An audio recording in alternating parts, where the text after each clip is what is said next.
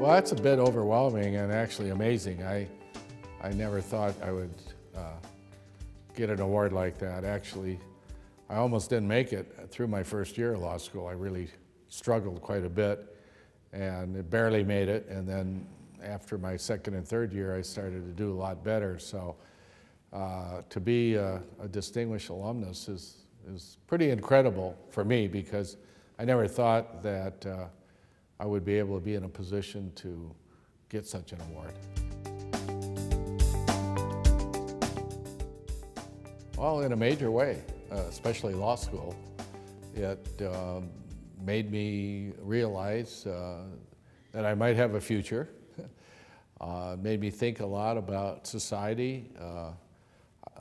The professors were not only great in teaching you the law, but instilling in students, including myself, what I call a progressive spirit to help the average person and use the law degree to not only feather your own nest, but to help people get a better life for themselves through the use of the law.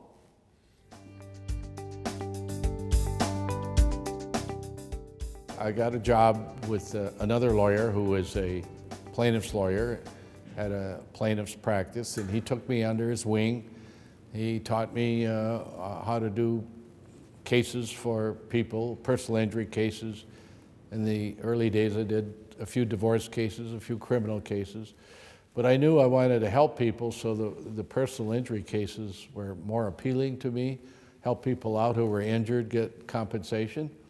But then from that, I was lucky enough to have a couple cases against insurance companies where they took advantage of people who had insurance, and I was able to more or less create a new law to help those people called insurance bad faith. The courts are cutting down on remedies for the average person. They're cutting back on punitive damage awards. They're taking cases away from juries and putting them in arbitrations where the remedies are less, and so on and so forth. So it's a big job to be done out there. We need more students on our side of the street.